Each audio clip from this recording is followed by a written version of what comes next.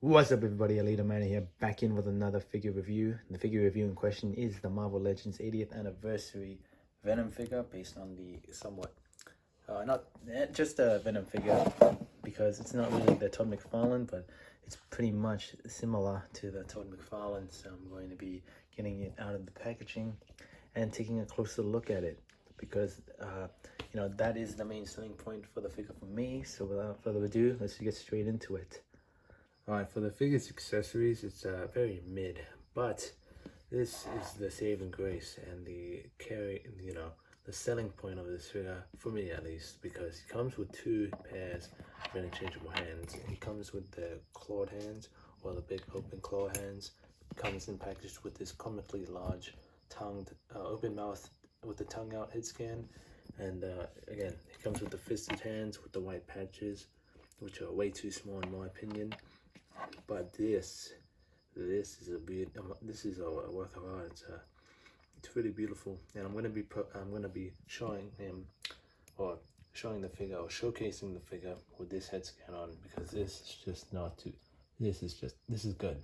I'm gonna be putting it on right now. Alright, so getting on into the figure, I did put on the Todd McFarlane head scan back on, and I gotta say, it is peak head scan for Venom. This is one of my favorite looks, or rather my favorite iterations of Venom when it comes to the comics, because that's really what got me into the character of Venom, because I love Venom so much. But enough glazing, I'll be getting more into the figure itself. First thing you might notice is, aside from the beautiful head scan, is that the torso is a complete brand new mold, and I think, in my personal opinion, is the best torso for Venom thus far. I can definitely see them, reusing it for probably future Venoms down the line, for like re-releases and whatnot, and Sabretooth as well, and for other bigger guys like Omega Red and other big guys as well. And the paint itself is durable, but not as durable as you may think, because as you can see, there's a little bit of chipping on the lower leg, or the bottom of the logo.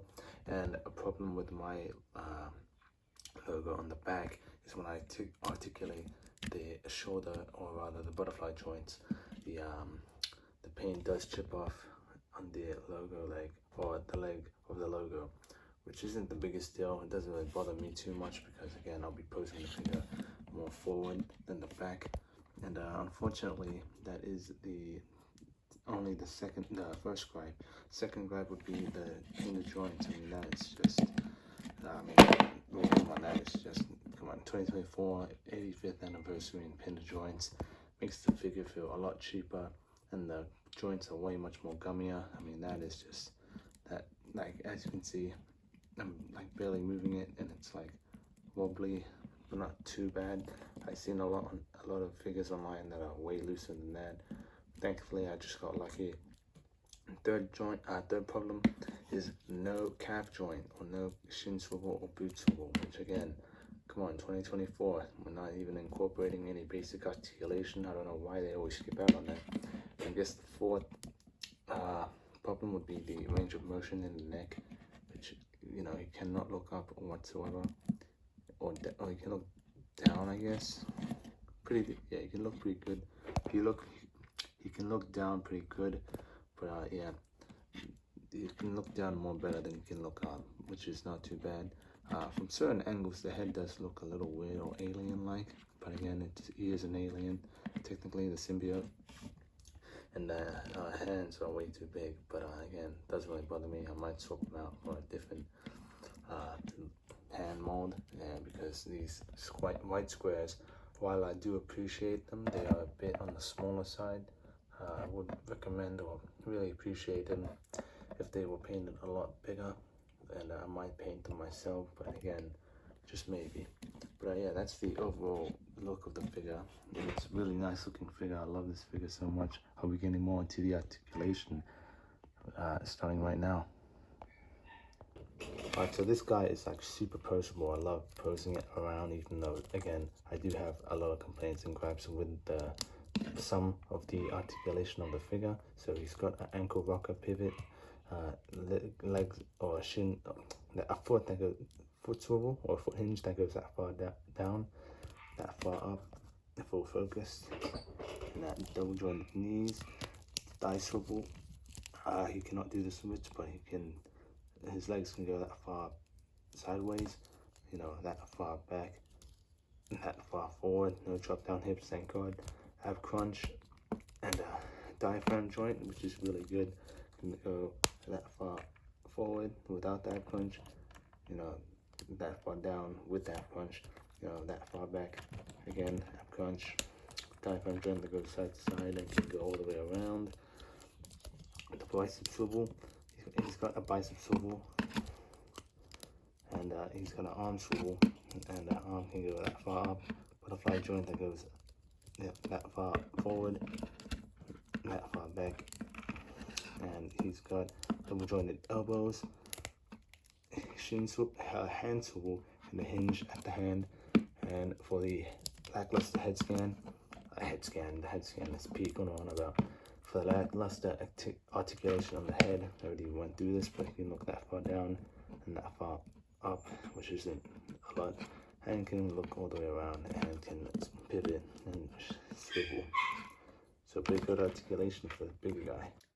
Alright, so getting into the first comparison, I'll be comparing him to the cel-shaded animated series Venom, which is on the old body or torso, because as you can notice straight away, the 85th anniversary figure is a lot bigger, maybe because of the head scan, because everything aside from the head and the torso, you know, everything else is completely reused, you know, pins, joints, hands, and everything. You know, the blacks are a lot different. There's a hint of blue in the black of this figure, and again, the lack of cel shading, and the logos as well, a lot bigger on the 85th anniversary figure. So I'll be stretching it out so you can see the full scope of the fullness of the logo, because it is squashed here or like squished here or whatever. And yeah, that's pretty much it. Here he is with the King of Black Venom. Here he is with my custom Mac Gargan Venom. Here he is with my Spider-Man 3 Toy Biz Venom. Here he is with the jaw slashing Toy Biz Venom. Here he is with the Venom Pool Tom Hardy Venom. Here he is with the 2024 Carnage. Here he is with the animated series Carnage. Here he is with the other Carnage, the Venom Pool version. Here he is with the Woody Harrelson Carnage.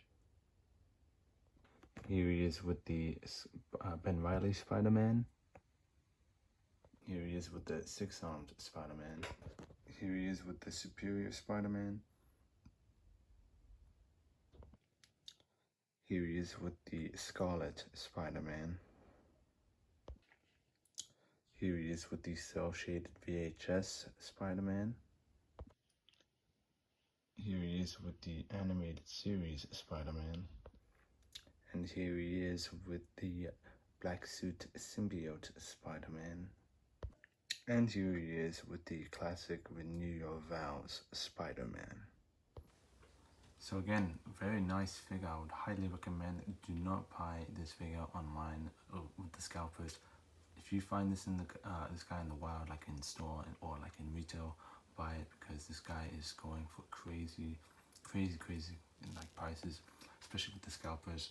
They're charging me like $100 for it, like what, a $20-$40 figure. So you're better off just buying it in the store. So try to scope the area around, go to your Target, you know, Walmart and whatnot, and you know, aside from that, it's a great figure. I would recommend it. But yeah, thank you guys so much for watching this video and review. Please subscribe, share with your friends and family. Thank you for watching, and bye-bye.